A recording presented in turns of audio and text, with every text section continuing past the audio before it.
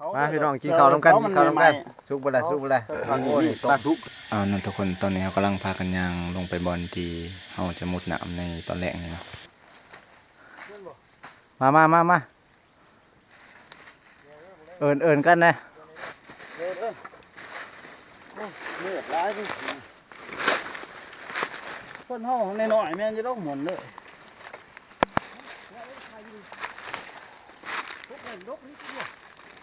ไอ้ยังดกหมอมักจ่อถ่าผ้าก่อนตอนนี้โอ้ยมาผ้าพูดผ้าไปใช่พูดไปนี่โอ้เลยเอาผ้าให้เรา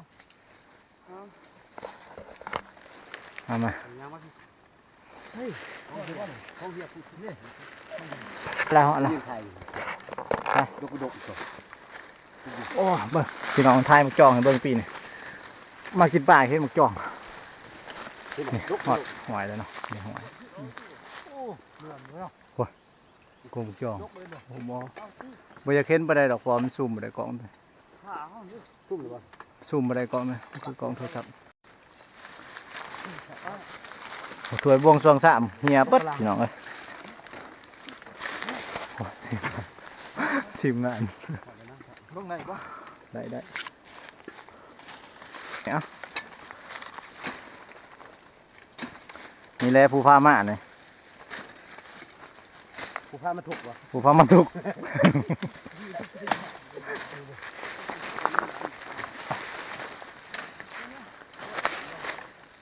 หลอดเอาดอกเป็นสิปีนอย่างหลอดใหม่หลอดตอกมาไป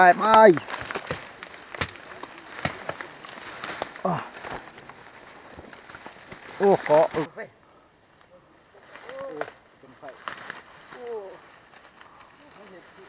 เพื่อจะได้กิน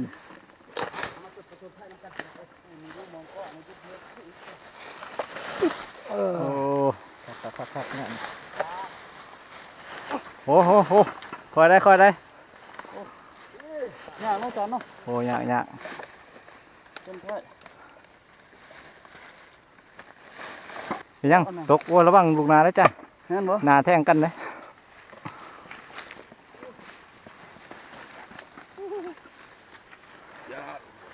ผู้นี้ผู้น้อยสุดผู้นี้เบิ่งเอาน้อยสุดเลยผู้นี้ชุดไหนเนี่ยไปลุยต่อมอสิฮอดแล้วฮอดหรือวะคักบ่สุดยอดบ่โอ้คักหลาย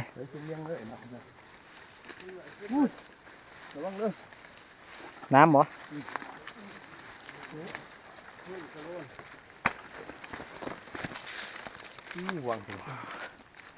โอ้ยสุดยอดวางเลยเขาก็ตัดผ้ามันตอนกลางคืนแล้วทุกคนตอนนี้เขาก็ได้มุดปลาขึ้นมาเป็นที่เหียบน้อยเนาะต่อไปเขาก็จะทำการเฮ็ดอยู่ครัวกินเนาะขึ้นมาได้หลายเติบโอ้มีปลาแสบเลย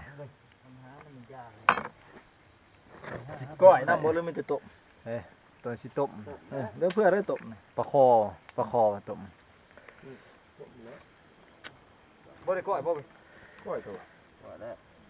เฮียเสียเองกำลังกอของไฟทางนี้นี่เฮียนี่บ่ได้มาเอาผ่าดวงใหญ่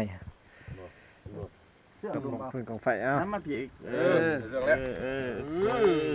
โบกนั่นแหละแล้วก็บ่ได้ปิ้งบ่ได้ซังแหละนี่น่าเอาตัวนี้ออกตัวนี้ว่าเอาก็ได้นี่ได้พงให้มันเลยเก็บแต่เทื่อนึงเลยข้างเลยนี่ข้างครับพวกใส่นี่พริชุบคนนี้เลยพื้นว้าวเฮียแล้วทำไงเลยโอ้ขาดได้เว้ยได้นั่นเฮ้ยบ้านอะไรเนาะจะต้องมันบานเนี่ย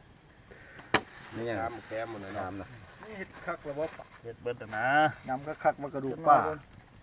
แทนมากเบ็ดเดือนนึงก็ไม่หยดขี้กระเดือนแต่ว่าหายเคยขนาดมันเคยหัวคักกันเร็วใช่ได้ครับนี่เกี่ยวแม่นแล้วหมายเอาเลยแล้วโอ้ตุ่มใส่ไปแดงหน่อย ประเด็กแนวนี้รถได้ประเด็กมันบ่แม่นใช่เลยได้เติบเลยโอ้ต้มนั่นนี่พี่น้องไอ้ลงไปแล้วหักหลายพูดเลยเลยอุ้ยดีขนาดตบตับ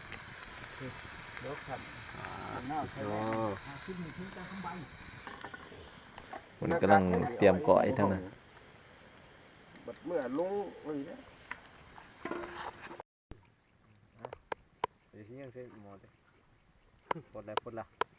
ตอนนี้อาหารของเราก็ได้สุกไปแล้วเนาะเราจะได้พากันกินข้าวแล้วก็จะได้เดินทางกลับเนาะ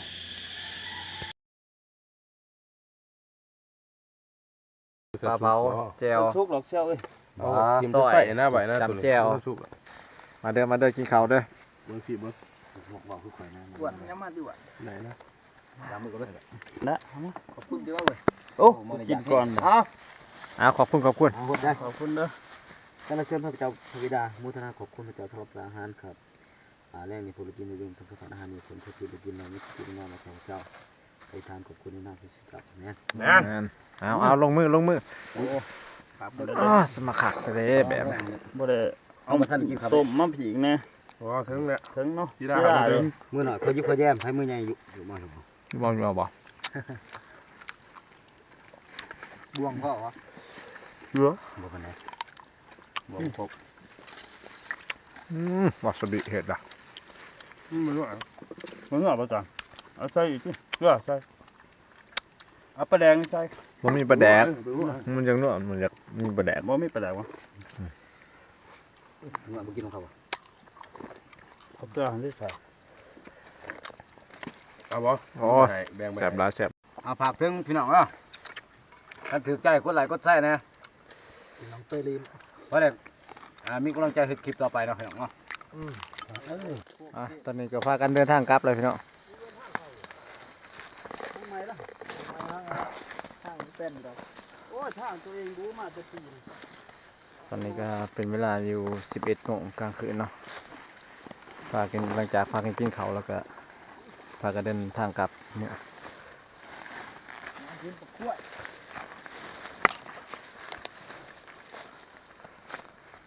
ทางขึ้นก็ขอยขนาดได้พี่น้อง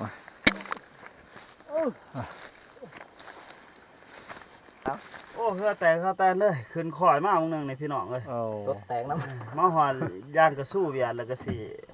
เมื่อบานนะวันนี้ใหญ่กันเพราะว่าอันนี้มันจะ11 โมงเลยเด้ใหญ่เวลาเสียง่ายกันมานอนนะขอบใจคลิปนี้กดไลค์กดแชร์ฝากนะพี่ฝากกดไลค์กดแชร์นะพี่ฝากในเด้อติดตามในเด้อในช่องตัวนี้แหละพอเขาจะเห็นช่องไปเรื่อยๆให้ติดตามติดส้มเบิ่งแม่พี่น้องป่องป้ายตอนนี้ก็เป็นตอนที่พ่อจะกลับแต่ว่ารถติดเพราะว่ามันขอยลายไปเนี่ยลงมาตรงขวด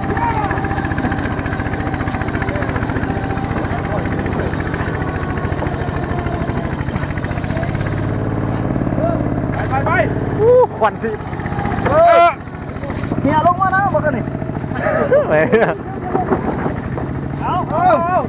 นะพอโอ้กูได้อยู่พอแล้วไปควันสิ1 2 3ไปขึ้นเลยแล้วมัน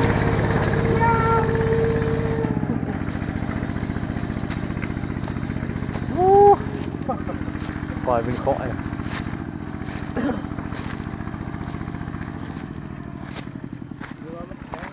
คนนะ